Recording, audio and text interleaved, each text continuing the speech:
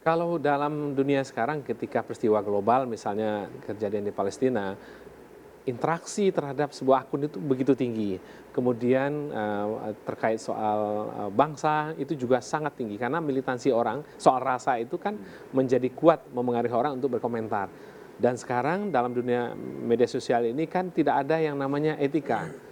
Nggak ada yang membatasi. Yang pasti semua orang bisa melakukan apa saja. Sehingga yang terjadi kemudian adalah, ya kalau kita bilang bicara tentang demokrasi kebablasan, faktanya banyak orang yang terjerat dalam kasus-kasus di media sosial. Nah, pertanyaan besarnya adalah apakah pola yang seperti itu masih akan berlanjut? Ya, selama nggak diatur, ya saya yakin itu akan berlanjut. Nah, pertanyaannya adalah bagaimana meningkatkan literasi terhadap penggunaan sosial media di Indonesia.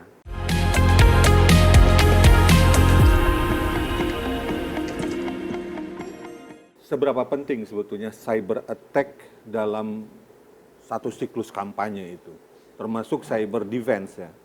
Kalau dalam dunia sekarang itu semuanya itu serba terbuka, serba memahami bahwa kalau kita lihat bahwa dalam dunia media sosial itu sekarang baik-baik saja gitu ya. Ternyata sebenarnya enggak, karena ini seperti efek gunung es gitu.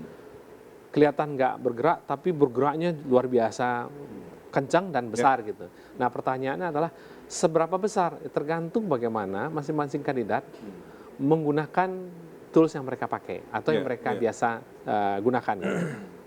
Bermanfaat di saat mereka punya agenda. Nah kemudian counter attack-nya kapan dilakukan? Ketika ada dalam dunia komunikasi itu ketika ada lampu merah terhadap pesan tertentu, disitulah mereka mulai melakukan namanya counter attack, counter cyber attack. Nah, siapa yang bisa melakukan? Ya mereka yang memiliki banyak jaringan yang memang bisa dimanfaatkan untuk ini. Dan saya yakin ketiga kandidat punya jaringan seperti itu. Gitu. Ya, menurut riset Anda sebetulnya orang lebih cenderung menyukai sesuatu yang terkait dengan konten positif dari seorang calon atau justru konten yang lebih menguliti atau menyerang lawan? Kalau dalam dunia sekarang ketika peristiwa global misalnya kejadian di Palestina, interaksi terhadap sebuah akun itu begitu tinggi. Kemudian terkait soal bangsa itu juga sangat tinggi karena militansi orang soal rasa itu kan menjadi kuat memengaruhi orang untuk berkomentar. Dan sekarang dalam dunia media sosial ini kan tidak ada yang namanya etika. Nggak ada yang membatasi. Yang pasti semua orang bisa melakukan apa saja. Sehingga yang terjadi kemudian adalah, ya kalau kita bilang bicara tentang demokrasi kebablasan, faktanya banyak orang yang terjerat dalam kasus-kasus di media sosial.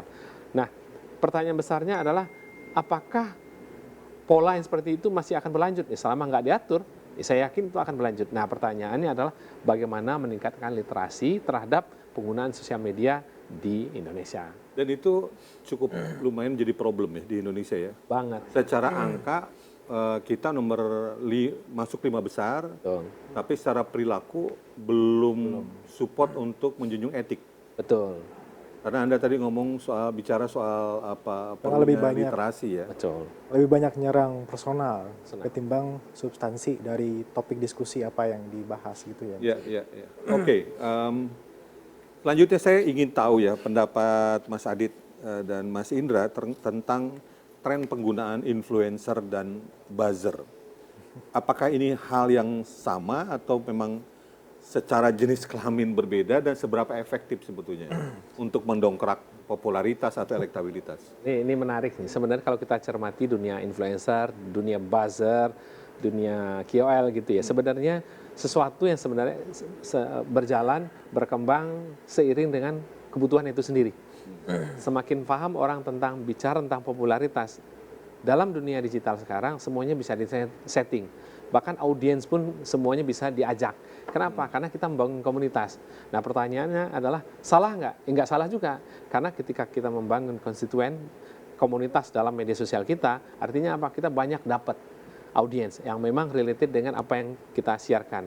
Nah pertanyaan besarnya adalah kapan kita butuh yang namanya buzzer KOL? Ya di saat kita butuh sesuatu yang ramai. Nah, mungkin nggak itu disalahgunakan untuk sesuatu yang sifatnya negatif atau ke arah yang lebih ya negatif lah ya. Ya mungkin saja. Pertanyaannya adalah siapa dan tujuan untuk apa. Oke. Yang tahu ya mereka yang menggunakan. Dia bisa manipulatif ya. Misalnya dalam artian misalnya calon tertentu atau capres tertentu secara sosial media tampaknya didukung oleh milenial. Tapi itu sebetulnya bisa jadi manipulasi ya. Bisa nggak kemungkinan itu dimanipulasi?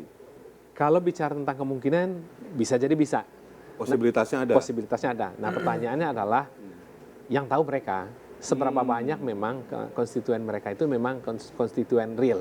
Ya, ya, ya. Nah tapi balik lagi kalau ya kita kan dalam hal ini nggak boleh menuduh bahwa ketika orang populer kita menganggap mereka menggunakan cara-cara yang tidak etis gitu. Ya. Tapi yang kita harapkan sekarang adalah perspektif positif. Mereka punya audien, punya konstituen, bisa melakukan sesuatu yang sifatnya positif. Selama positif apapun mestinya ada masalah. Yang muncul mulai menjadi masalah adalah ketika mulai negatif gitu. Oke. Apalagi masuk ke ranah yang black campaign gitu. Black campaign. Itu yang kita harapkan tidak terjadi Pak Ya, Tian. beda ya, black campaign dengan negatif. Negatif campaign beda. Yang based on data adalah yang Kalau based on data negatif mungkin karena Negatif, kita bicara tentang komparasi antara unggul salah satu unggul dibanding yang lain. Nah, negatif karena untuk satu kandidat nilainya menjadi lebih kecil dibanding yang Ya. diuntungkan oleh data gitu. Oke, pena kita untuk pemilu ini apa layanan yang disampaikan ke publik atau ke orang-orang yang ikut kontestasi ya? Yang kita dorong, sebenarnya kan kita dari sisi kita punya 3 pilar sih Pak, 3 pilar layanan. Yang pertama berhubungan dengan intelligence. Kita nyebutnya Communication Intelligence Services, karena kita tuh? Communication Intelligence Services kita melihat secara intelligence berdasarkan teknologi atau berdasarkan data, menggunakan teknologi yang kita punya. Oke. Itu bagaimana sih persepsi masyarakat terhadap brand ini atau salah satu paslon. Terus yang kedua, apa yang bisa kita lakukan, yang biasanya kita dorong adalah mungkin berupa audit ya Mas ya, audit. Jadi kalau bentuk layanannya seperti monitoring, media monitoring dan social media listening. Dari itu layanan kita bisa mapping sebaran isu sama topik yang paling banyak dibahas kayak gitu. Terus yang kedua dari sisi pengelolaan sosial media sih Pak. Jadi ada beberapa yang mengontak kita, mereka ada satu gerakan pengen diekspos di media sosial, seperti apa programnya, seperti apa kontennya. Nah itu kita coba garap, kita bikin kerangkanya, strateginya, sama editorial plan-nya, nanti bisa mereka yang produksi atau dari kita yang produksi gitu sih.